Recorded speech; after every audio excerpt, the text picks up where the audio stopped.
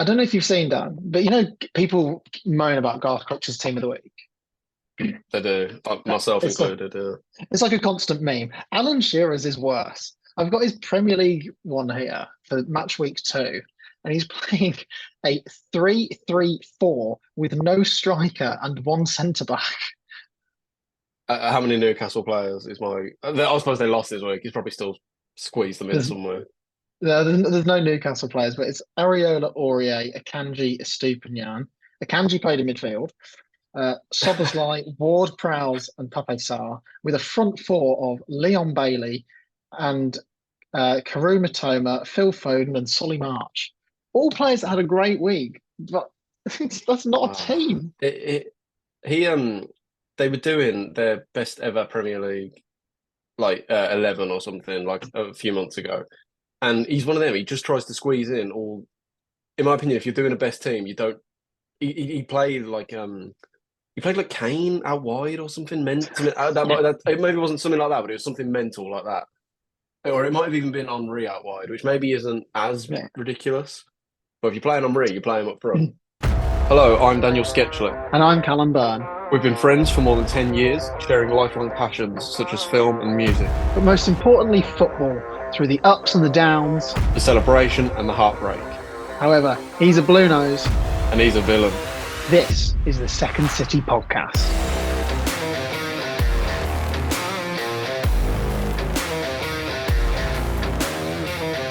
Good day, Cal. How are you? Good day. How's it going? I'm all right, thank you. It's good. This is take 2 for reference because Cal did take one with a bit of an American good day or whatever that was. Also, I just completely forgot how to speak English, I think. Pretty much. So I took the reins. But Yeah. yes, I'm very well, thank you. Week 2 of the pod. This is a thing now.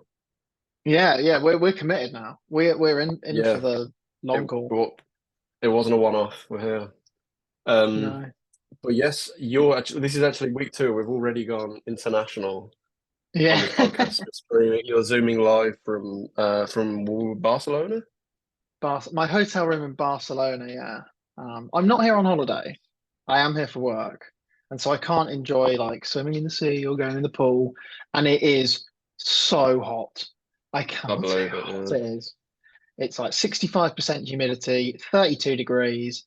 It is hot Love all it. day and all night. But All for it. I'm all for it. We've missed it in the UK this year, pretty much. yeah. Um, no new camp tour though. You were saying last week. No, I can't do the new camp because they've knocked it down. So I might have to do some Tragic. regular touristy stuff while I'm here. The one Good to tidbit, I go. thought I'd see loads of Barcelona shirts around, and I've seen a Hmm. couple.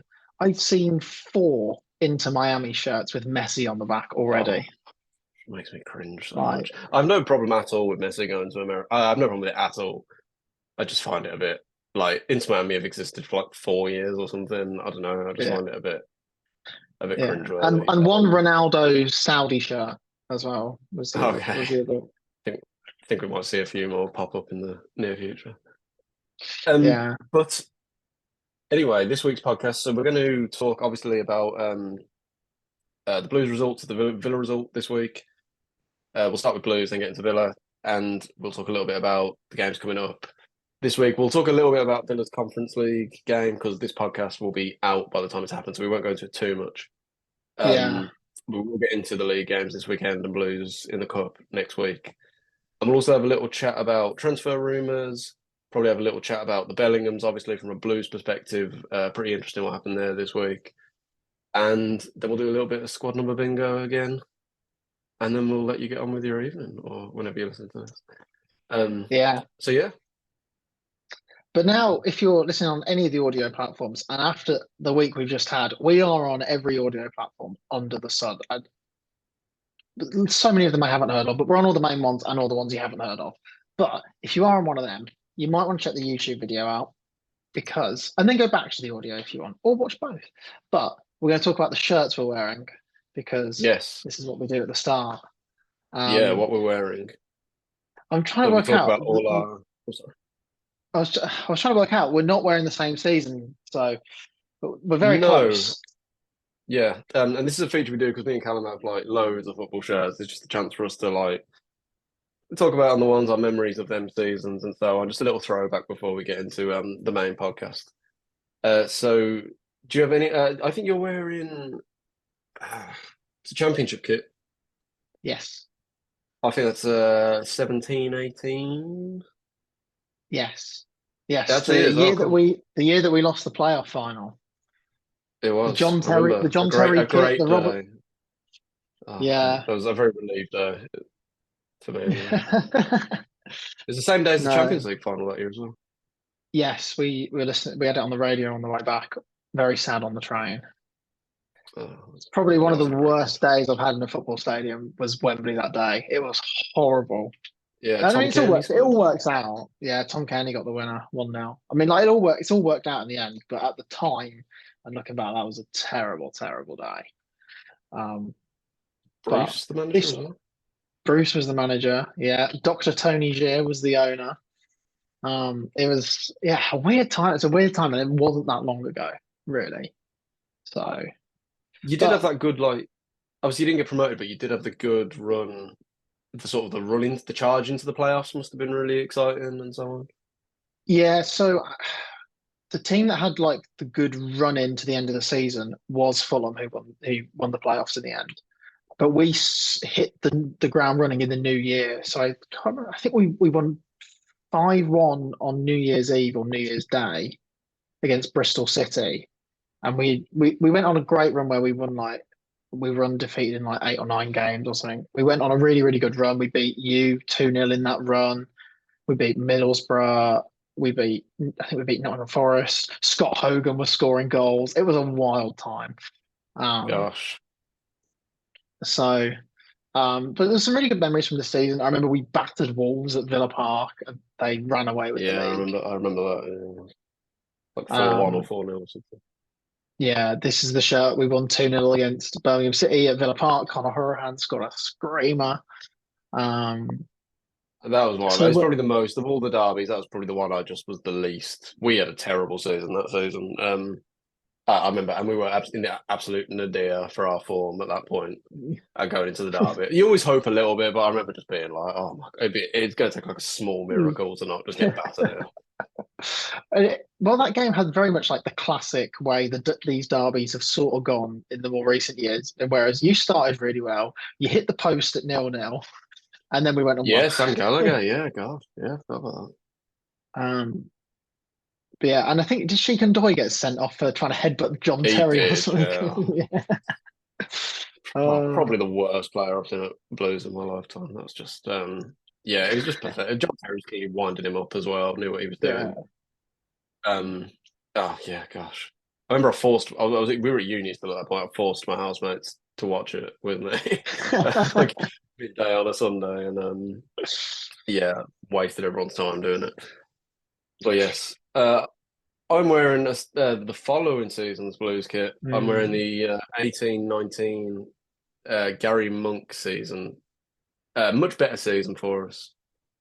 Probably the best season in like the now that we've kind of come out of the Trillion Trophy Asia era, whatever the owners are called, BSHL. The sort of the when they 2016 to like 2023 era, probably the best season we had in their time. Probably the only like good one, and we still Mm. finished 17th. But that was because we had like a points deduction. We kind of really came off the rails around March time. We had a points deduction for like overspending or something the year before. But it was for a good while. That season was really enjoyable. It was my first. It was our first season, like after we'd finished uni, so I got to go to a lot Yeah. more games and stuff. And yeah, Shay Adams scored 22 goals this season. It's kind of the first player I think of when I see this kit. He was absolutely unplayable. Lucas Jukovic, I think, got 14 himself. Them two together were just incredible. So, yeah, a lot of fun memories that season. We had a really good run in between, like sort of October, November. So yeah, I got a lot of fun memories. Obviously, it came off the rails a bit, and then the whole thing with Monk kind of Mm. tainted it a little bit in retrospect. But no, yeah, I found a season I look back on quite fondly, especially in the context of the seasons either side of it, which were just tragic, really. I remember that kit really well because that's the kit that the last derby was played in at St It Andrews, was, where gosh, Jack yeah. Grealish scored the winner, which was a very good Yeah, day. try a Well, day I've for me, tried it was to. a very good day. I think it was It's one of probably the your worst worst. days in a football Well, stadium, wasn't it? probably we could probably it's certain derbies between Blues and Villa we could honestly do like a whole podcast on, but that was one where I just when the Villa goal went in, I remember just wanting. Normally you're like, right, let's fight back, let's get back into the game, let's. Mm. And I remember just it was such a. I was so confident we were going to win as well. It was the first time in a long Yeah. time I've been really confident ahead of a derby. And I remember like about an hour into the game being like, this is going to end 0-0 again, and that's kind of Yeah. disappointing. Another draw at home against Villa when really, I think we were above you at the start of the day as well.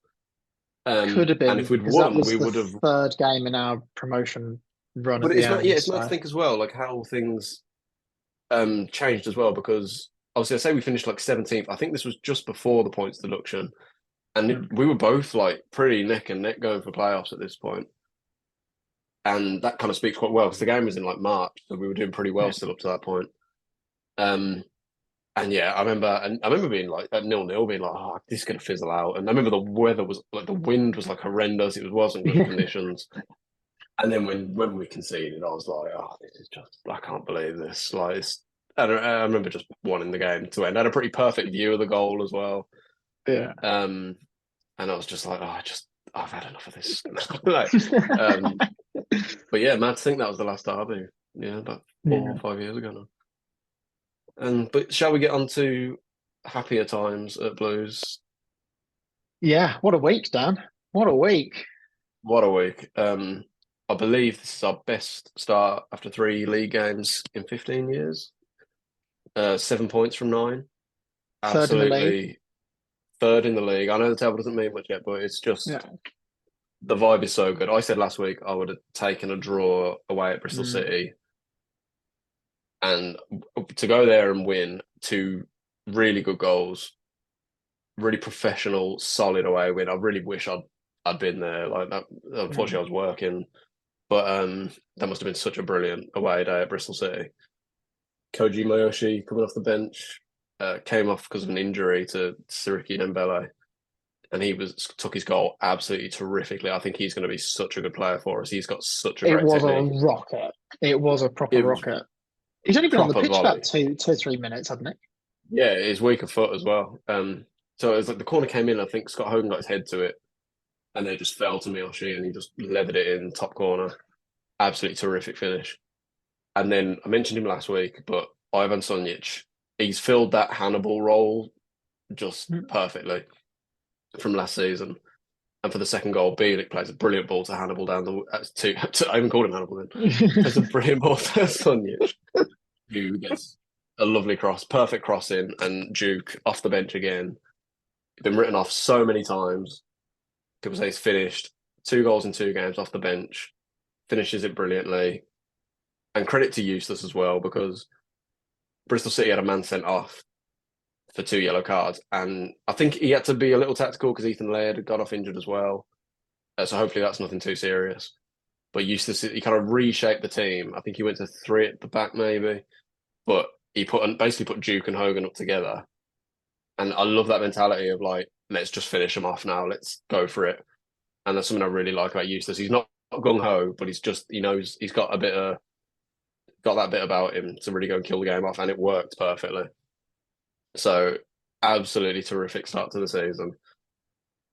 And it kind of we'll get into it later, but now we've got Plymouth at the weekend, which on paper should be an easier game than Leeds and Bristol City. But we've even put ourselves in a position now where even if it might sound pessimistic, but even if we drew at Plymouth, that's Mm. still what 10 what's that, 8 points from the first 4 games, which is a great return in my opinion. Yeah. So no, just absolutely delighted with it. I was absolutely ecstatic with it. It's been the whole vibe's just completely changed. And as I said, I don't expect it to last all season, but wouldn't be bad. It's been absolutely terrific. I said to you before the start of the season, there are clubs that just start the championship season and they can ride a wave and have a playoff charge. And yes, it's 3 or 4 games into the season. But I mean, Barnsley got into the playoffs the other year. Oh, Luton have got into the playoffs and got yeah, promoted. Huddersfield, Huddersfield. yeah. So, I you think know, it's pretty well. like set up. It is every year, to be fair. There is always room for. There's almost always one. It's never Yeah. the ones you expect. There's always one that kind of charges in. But honestly, even if we get top half, top 10 this year, Yeah. I referenced like the Monk season, and last week I referenced the full Rowett season. Them seasons, like we didn't get into the playoffs, we didn't, but they were just fun, good seasons. And I think for a first season under the new owners, that would be absolutely terrific. And I think we're well on our way to just having a really enjoyable season. So yeah, really impressed. Shall we? Well, I mean, the only thing that then tainted my weekend was you went and somehow went one or two better, which was frustrating and surprising, I must say. It is, and it was, but So also surprising we had, the margin of victory. I did yeah, think you'd win 4-0 though after being battered the week before. yeah. It's one of them. If this had been like the first week of the season, or if we'd have got a draw or just lost 1-0 even at Newcastle, I think you could have come in and thought this weekend and gone, we can give Everton a good go. But obviously, we got battered the week before. Everton, while they lost at Fulham, should have scored about six. They missed so many chances, and so all of a sudden it looked like a bit more of a maybe even game. But yeah, we were fantastic. We were absolutely brilliant. We were helped by Everton being terrible, and they were Yeah, I mean, terrible. I mean, they're for in 20 huge minutes trouble. or so, they for 20 minutes or so they did compete, and we were the better team, but they were in the game. We scored a really good first goal, really well worked. Leon Bailey does really, really well, and McGinn makes a great run, a good finish. But then they just sort of fell apart of that. Jordan Pickford's given away a really stupid penalty, and then the second half. I mean, we didn't have to get out of second gear in that first half. We didn't even have to play. We just let them capitulate, and that's all they did. And it was just, I mean, it was just mistakes everywhere, and I would not want to be an Everton fan right now because I think they might go down. I had them to go down before the season started, and they haven't done anything to change my mind on that so far. No, and they're kind of. I think there's so much pressure on them as well. I don't know if that filters Yeah, through to the players, but I think this is their last season at Goodison now. it is. Yes. So they move next season, and it's like they cannot be in the championship in that stadium. Like financially, Yeah. it's just Yeah. um, completely unworkable. But I don't know if that pressure just filters through. I kind of thought like Dyche would be the man to like sort that out, and and maybe he will be, but maybe even he can't sort this out. They look an absolute travesty. But I mean, he squeaked them over the line last year. Mm, Like he didn't come in and have. Yeah, he came in. And they had the bounce and they beat Arsenal, and they had a couple of good results. But any manager could have come in and got the bounce. But yeah. they just really never got going. Their away forms are dreadful as well. But um, Do you and think it's this sad to see. It result is as much? Sorry, do you think this result is as much then you being good or them being bad?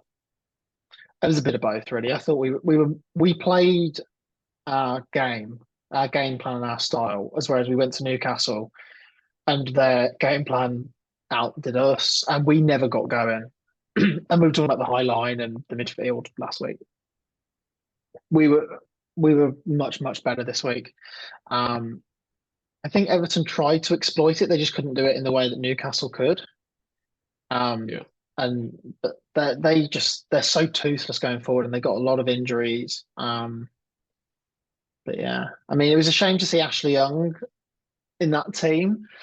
Um, I mean, he did okay in the first half, but having said that, the first goal's come down his flank, and he's a 100% at fault for the final goal. Like he's just Yeah. gone for a really ambitious long throw in to Michael Keane. It's never going to get there, and John Duran's got in, took a really poor touch, and then scored the one-on-one against Jordan Pickford. I'm really happy for him because obviously it's his first Premier League goal, his first goal for us. He hasn't really played that much. He's just come off the bench when we've been cruising in games or really chasing games. And it's hard. He's young. He's raw. I really thought he would go out on loan, but I don't think he's going to. Sure. Well, it's But clearly in Emery's plans to an extent.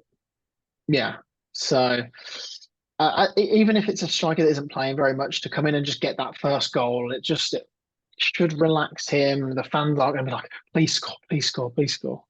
So, Yeah. in the same way that like before the game, or you're looking at the scoreline, you go, oh, we're 3 or 4 up. I'd love it if this person got a goal because they need a goal just to give them that boost. So, but I mean, speaking of that, Leon Bailey's performance was fantastic. A goal and an assist after being hooked at half time at Newcastle. Yeah. I was going to Um, say. and I think everyone would have looked at the team sheet at 1 o'clock and gone, really, really. So I think he's to a certain extent silenced the doubters for the time being. When he's obviously in the team against Hibs or against Burnley at the weekend, people aren't going, why is Bailey in there? But he does need to improve his away form because he's always been all right and he's got goal returns at Villa Park. But he's a player that just really struggles on the road. So hopefully this gives him a bit of momentum and we'll see what he can do tomorrow night or Wednesday night against Hibs. Everyone will probably know already, but we don't. We don't. Recording on Tuesday.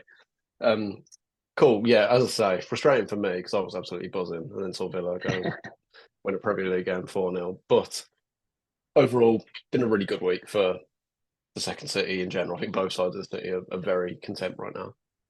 Yeah. Should we go talk transfers, Dan? What are Blues doing at Yeah, the let's do moment it. in the transfer window? It's gone a little quiet. We started really well in the transfer window, made loads of really good signings, like Laird, Buchanan, obviously Bielik on a permanent, Kevin Long coming back, Miyoshi, Dembele, loads of really impressive signings. Gone a little quiet the last few weeks. I still think we really need another centre forward, although Duke obviously is scoring again. And obviously we've got Hogan, who, by the way, I think I've been a bit harsh on, by the way, last week because I do think his pressing game and so on has been impressive and has been crucial to the team. I think I was a bit harsh on him last week, but regardless, I do think we still need another younger striker. Because I mean Sam Cosgrove, it just I don't think. Admittedly, he's never really had a huge chance at Blues, but it looks like he'll probably leave, and I don't think he's the man to for that sort of third striker slot. So we were being linked with a striker called Sori Kaba, who is about 28 years old. He's 6'3". Looked like he'd really fit the bill, but I believe he's just signed for Las Palmas a few days ago, so I don't think he's going to be an option. So it does look like we're going to have to start looking elsewhere. But the other position I think we really need to fill is centre back. Kevin Long and Dion Sanderson have been brilliant so far. We got Mark Roberts as a backup, but he's injured as well, so we don't really have any senior players available as backup at the minute. But interestingly, we've been linked with Tedin Mengi at Man United, who was on loan at us a couple of years ago under Bowyer. He put some Instagram post up. I think he was replying to it was an Instagram comment on I think it was Ethan Laird's posts, maybe Dion Sanderson's, and he put like KRO and then like an arrow with like Stoon written underneath or something. So it's a bit cringy, but it looks Yeah. like that could be a potential option. I think that'd be. He didn't really play that much with us before, but I think if we could get him in, I think he'd be fairly cheap. I think he'd be a good backup. I think a permanent deal would make sense, and I think we saw enough of him. It would have been 2022, yeah, early 2022. I think we saw enough of him then to justify that he'd be a decent, affordable backup player. So I'd be interested to see if anything happens there. And if we can fill in two positions, I think we'd be really well set up for the duration of the season for now. What about Villa? I had a bit more concrete news transfer-wise with Villa, have we? Yeah, so we announced the sort of loan with either an option or an obligation to buy for Nicolo Zaniolo from Galatasaray. So he will probably play against Hibs in some form or another. Emery seemed to hint that he'll certainly be in the squad anyway. So he'll probably come off the bench. I wouldn't imagine he would start, but you never know. So he'll be a good option, especially with Emi Buendia and now Felipe Coutinho both injured. Because all of a sudden we're missing a sort of playmaker in as an option. But also that injury to Coutinho really the injury didn't shock me, but the news that came out after the game that it looks like Jane Philogene is going to leave the club as well. Right. Because he wants to play. He played all our preseason games, but he wants to play regular football, and I don't think you can ever really criticise a player for wanting to leave to play every week. So it looks like he's going to Hull City Oh along with wow. Keenan Davis. So they're both going to Hull by the looks of He was things. being, I don't know how concrete it was, but I had one or two rumours Keenan Davis being linked to us. I don't think Blues fans would have that. He's pretty, I saw those rumours as well, and I can't imagine that go down well because he shushed you yeah, when I he wouldn't scored have again been. when he was at Forest. He did, yeah. Yeah, I wasn't too pleased about that. I don't think he'd have been welcomed with. Obviously, we've had some great players from Villa, like Curtis Davis and Kevin Phillips and stuff over the years, but I don't think Keenan Davis would have worked. I wasn't too thrilled about that rumour, to be honest. I'm quite glad to see he's got the whole. Probably a good move for both of them, to be fair. Yeah, but it's a shame because I really like Jaden for the Gene, but he'll go with a buyback clause. It looks like in the same sort of way that Aaron Ramsey to Burnley, if that ever gets Right. announced, is going to be. Um, so we'll see, and it's also good for us. We're going to get a little bit of money, about £1 million for Keenan Davis. He's in the last year of his contract, and he's someone who needs a permanent move to a championship club because he's a great striker at that level. He just hasn't been very settled. I think as Luca well. Dean's probably off to Luca Oh, Dean's sorry, probably off to Karen. Oh, Saudi yeah, as well. Luca yeah. Dean's probably off to Saudi as well. So whether we get Acuna from Sevilla, we'll see. Quick word this week on the Bellingham brothers. From a Blues perspective, of course, Jude has gone to Real Madrid and I believe scored 3 goals in his first 2 games. Yeah, he got two Obviously, at the weekend. I mean it's frightening. Like he's gone there and he's just the man already. It's so surreal. Like as a Blues fan, seeing um I was at the first game when he scored. It wasn't even that long ago. It was like 4 years ago when he came off the bench against Stoke as like a 16-year-old and he scored at being in the crowd that day. And then the following week, I went to Charlton away and was right behind the goal when he scored the winner. Like it's so crazy now to see him as this like world superstar, future England captain in the making. He's a Galactico, He's a Galactico. He's the real deal. Yeah, It's so cool that he's come from Blues and he's this like humble young man. I know it's all stuff that's been said a million times, but I can't stress enough from a Blues perspective how cool that is. And of course, on the same day, his brother Job scored twice for Sunderland as well. His first goals in professional football. Um, I personally, I know some Blues fans like he never really set the world on fire at Blues, obviously, but I think his career will really develop well at Sunderland. With I think his name's yeah. Christian Speakman, who is working at Sunderland now, who worked with Jude when he was at Blues.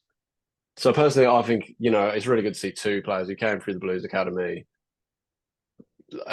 Jude's case clearly thriving, and I think Mhm. Job as well will have a really solid career. So no, yeah, just want to say a quick word on them. I'm personally really, really pleased to see them both doing well. Jude, obviously, everyone's going to be talking about him, but Yeah. yeah, pleased to see them both doing well. Cool. Shall we have a quick chat about our next couple of fixtures? Maybe just a quick word on obviously Villa are playing the Conference League game, but that will probably be after this podcast has gone out. So before this So podcast has gone out. yeah, so yes, what a win! Could have Sorry. done with a win there. I mean, it Draw's not probably is, great. mate. I'm pretty sure Oh we beat well. him. How did we lose? Yeah. Um, you must be pretty confident though, Hibbs. Yeah, confident, but I'm wary. We got, after the Stevenage game in the January in the FA Cup, Bradford in the League Cup 10 years ago, we got to go. We got to take it seriously, play a strong team, and get a result. And I think we will. So, the main Nice. thing I have to say on it is that it's a 5:45 kickoff, and All right. and it's on BBC Scotland. So, if I do manage to get the YouTube video out before the match happens, go to BBC iPlayer. The match will be on there. Nice. Very nice. Who have you got in the league after that then? So we then have Burnley in the dreaded 2 o'clock Sunday kickoff Oh. on, and it's not on What's Sky. Sky Sports? No, well, then something. Oh, it's not on Sky. I was going to say something's never No, changed. Sky's love affair with Villa. yeah, no, we're not on. I'm pretty sure the next 2 o'clock game we've got. I'll moan about this next week probably, but is against Liverpool and it's not on telly. Oh, right. Oh, okay. Why But yeah, move it then? Oh, I suppose. Oh, it's because you're in Europe, obviously. Yeah. because we're in Europe, so Oh, of course. our Yeah. game's not on telly this week, but Sheffield United, Manchester City is. So um, It's sort of tangent, but I just don't. Who cares? Man City just going to smash them. Like, I don't. I'll give that one a miss, I think. But Yeah, yeah, you must be fairly confident ahead of Burnley. yeah. Obviously, this is sort of what we've got to. If we beat Hibs in the playoff, we're going to get used to this championship style 3 game weeks, basically. Yeah, So it'll be fun because it'll be like a bit of a throwback to when we had those, but I'm not going to enjoy the Sunday 2 o'clocks, I don't think. no, But it is a bit inconvenient. yeah, and half of them aren't on Sky. Yeah, So of course. it is what it is. Yeah, But confident. I think Turf Moor, we've had a pretty good recent record there, apart from the lockdown season when we lost. But we've won the other couple of times that we played up there. So yeah, I think Burnley didn't look. I mean, it's hard to say because it's their second game of the season for them because they yeah. didn't play, and Oh, their of first course, yeah, game was of against course. Manchester City. Yeah, you So can't judge them their all. season hasn't really started yet. Were they meant to So have been playing Luton or something? Is that what that was yeah, all about? Is that because of their yeah, stadium or something? They've not started yeah. yet, have Kenilworth they? Road's not ready at the moment. So, Right. um, but at least it's not their first home game because obviously they had the first game of the season was at home. True. So I mean, obviously, from a Blues perspective, I'm quite glad about this, but it's a big advantage for them because you'll have played twice since they last played. yeah.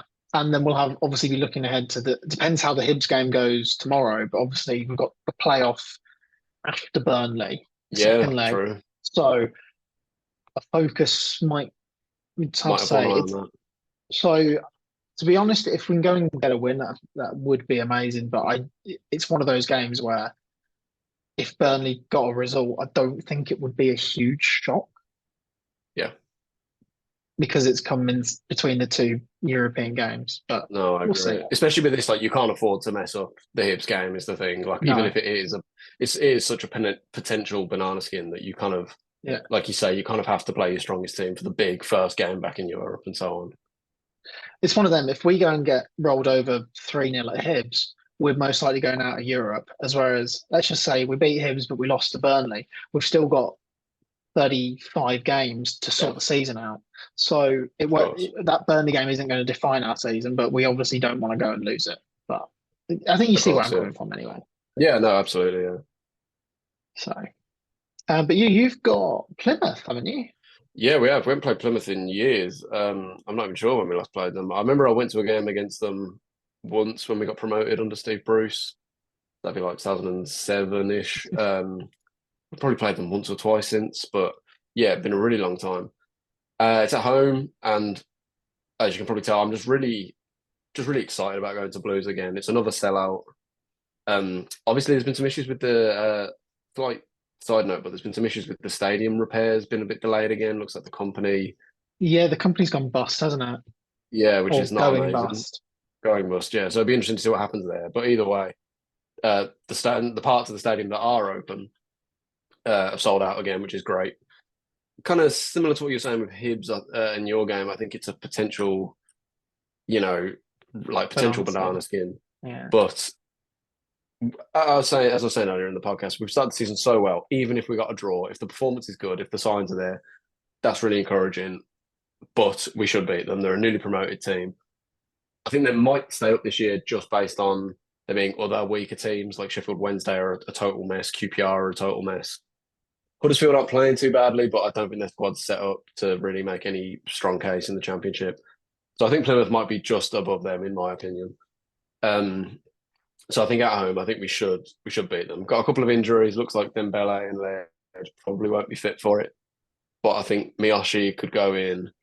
We've got a couple of the young lads at right back, like Oakley, maybe if he's still about, not gone out on loan by then. I think he could probably fill in. Um, so yeah, pretty excited. Just looking forward to going really and taking it all in again. If it's anything like the Leeds game, then that'd be really cool. Um, and a quick word, we've got this will probably have been played before our next podcast is released. So we've got Cardiff at home in the cup on next Tuesday as well. So that'd be terrific if we can keep the ball rolling there. They were narrowly beaten by Leicester at the weekend. Looks like they Yeah. put up a pretty good fight. Aaron Ramsey scored an unreal goal. And they were So good at Leeds as well. they were, yeah, they probably should have beaten them really, shouldn't they? 2-0 Yeah. up, I think. So there'll be no rollover, but I can see both teams making quite a few changes. But it'd be terrific to, we talk about this like winning mentality and keeping it rolling and so on. It'd be terrific to get into the third round of the cup. I'd really appreciate that, and I think that sort of mentality at Blues is finally changing, thankfully. So yeah, that's what's coming up for us this week.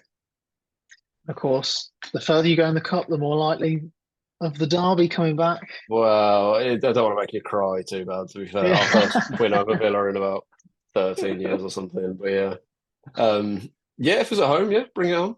Yeah, listen, Andrew, bring it on with Duke masterclass. Yeah, cool. So, shall we get into the main event? Should we do a quick run of squad number bingo, Dan? Let's do it, man. Let's do it. Hit me. I'm I hope it's so ready for it. someone easier than Dwight York. Hopefully. I have the wheel of names that you can't Oh, okay. see. I don't know. That's so, it's all right. I obviously have taken out Dwight York. Yeah. So we'll see what we get. There's a good pool of names here. And Not that I can remember half of Dwight York's numbers from last week. But... yeah, I can't either. We've got Gary Gardner. Cool. Okay. Who somehow is still at Blues. He signed for us on loan from you this season, the 18-19 season, and he's still with us. Was it that? Yeah. Oh, yeah, because I remember he went permanent the year. I remember he went permanently the year after because we got Jota in return. Although he barely ever plays for us, to be fair. Yeah. Might play against Cardiff next week, maybe. So if you didn't listen last week, and here is how squad number bingo will work. So we've kind of got to work together, but I would say in this instance we won't because it's a fairly recent player. I've got to guess Gary Gardner's squad numbers or number from Birmingham City, and he's got to do it vice versa for his time at Aston Villa. That's about it, really. I'm trying to think for you. How many numbers would he have had? I think he probably had, probably two. He probably had a loan one, and then a permanent one. Yeah, even then, he could have ended up having three numbers somewhere along the line. But yeah, been with us about 6 seasons now. So. I mean, I don't know what he could have had. He probably had something like 30 on loan if he had a loan number, and then I feel like he would have had 22 as his permanent number. So I'm going to go with that's 52. So 30 and 22. Interesting. 22, Cal. 22 at Blues. Oh yeah. Come on, it's Jude, the famous number, retired number. So they're probably not going to. But that's your answer, isn't it? Yeah, I have, yeah. Because I highly doubt Bellingham would have came in and taken his number. That would be quite funny if it did. But Gary Gardner was still playing quite regularly for us when he came in. Villa, he was with you for quite a long time, but he didn't actually play that many games. I don't think. So I reckon he made his debut, I think, under Alex McLeish. But then he had a lot of loan spells. So you're probably looking at least two, maybe three numbers off the top of my head. I reckon he had two, and I reckon they're both probably quite high. I reckon he was probably like 32 or something to start with. And then I reckon he was still probably, I'm pretty sure for Blues he was like 20, he's 20 or something, which is mad that he still plays for us and I don't know off the top of my head. But I reckon that maybe carried out. Like I wouldn't be shocked if he had the same at Villa. So I'll say 32 and 20. So I'll say 52. So we both said 52. So sorry, that's the coincidence. Yeah, 104. Yeah, so 104. So Aston Villa, he had 38, 22, and 25. Oh, what? At Birmingham City, he's had one number, which is the number 20. Okay, so we got something right. So we've got something out of it.